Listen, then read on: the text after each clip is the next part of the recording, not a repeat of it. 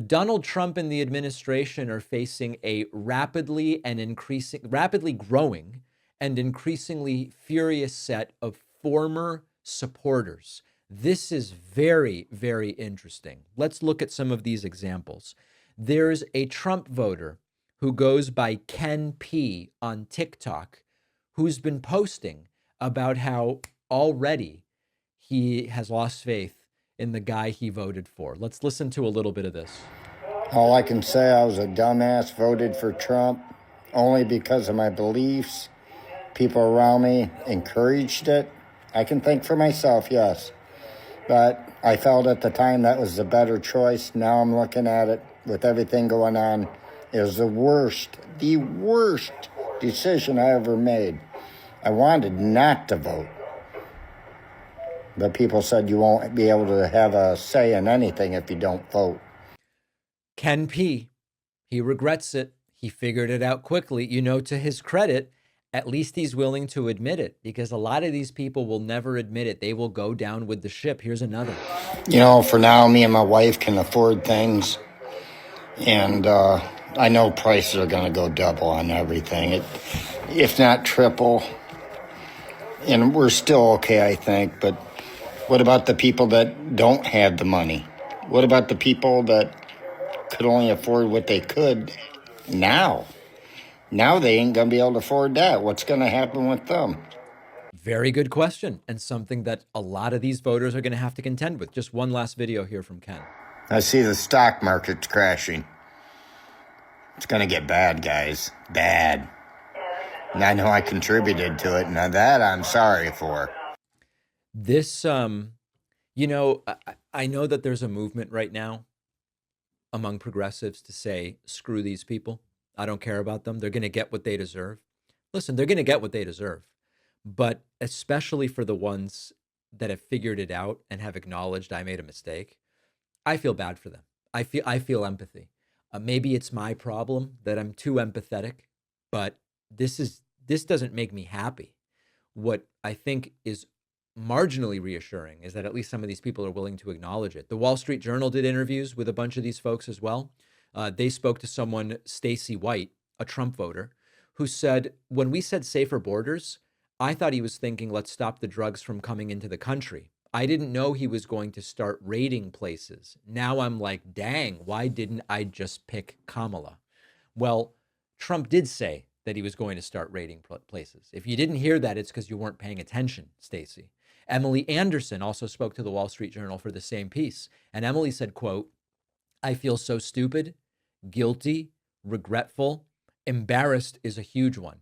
I am absolutely embarrassed that I voted for Trump. And then we also have video of Robert, who is a laid off worker, who said, I was a Trump supporter. I was a Trump supporter.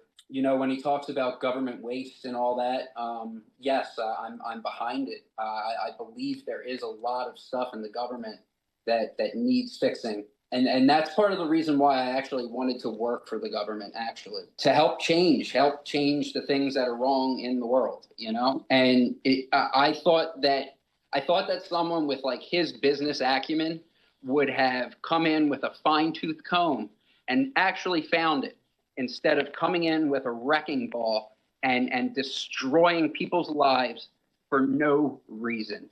Yep. One of the things that is always interesting is when a politician promises to do certain things, and it's so crazy that a lot of voters hear it and they go, he must not mean it because it's so crazy. And then they do it. And then everybody's shocked and surprised. And this is the risk when the crazier the promise from Trump, there are people willing to just say, oh, I'm sure he doesn't really mean it because it's just the way he talks or whatever. And then he does it, and then people suffer and they go, I was surprised. I didn't think he was really going to do this stuff. As I've said before, without a doubt, many elected officials make promises that they fail to accomplish, right? They say, we're going to, as Trump said during the first term, we're going to build a wall with Mexico. Mexico will pay for it. Didn't happen. We're going to solve, Jared will solve the Israeli-Palestinian conflict. Swing and a miss. We are going to replace Obamacare with something big and beautiful. Didn't happen, right? So there's promises that are made which they are unable to do because they're unrealistic. When Trump talks about the horrible dystopian stuff, it's a different category. It's not, you might fail to do this because it's really difficult. You know, if a candidate says we're going to have world peace, you might struggle to accomplish that. These are things that are so outlandish where we say, why would anyone want to do that? And those have to be interpreted differently. The mistake that some make is they go, politicians always promise stuff during campaigns and then they don't do it. Yes, but some of the things they don't do because they are too difficult to do. Other things, it's more about why would anybody be so whacked in the head that they would try to do it? And those have to be evaluated differently. I feel bad for these people. I do. And I know many of you don't. And I hear from you guys saying, David, don't feel bad for these people. They now will get what they deserve. That may be, but it's bad for the economy overall. And also, lots of people who didn't vote for it are also going to get it, even though they don't deserve it, thanks to the people who did. So my instinct is always empathy. What can we do now? How can we prevent it from happening again? Now, on the bonus show today, we are going to discuss that the US has voted against a UN resolution urging Russia's withdrawal from Ukraine. Why? When they asked Trump, he said he wasn't going to say why. We played that clip earlier. We will discuss the resolution.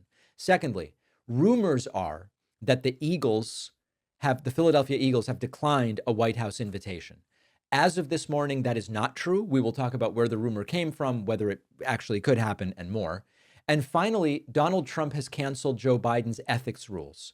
And critics are saying this is the opposite of drain the swamp. We will tell you what rules those are, and we will get the latest on Pat's investigation taking place in Mexico on today's bonus show.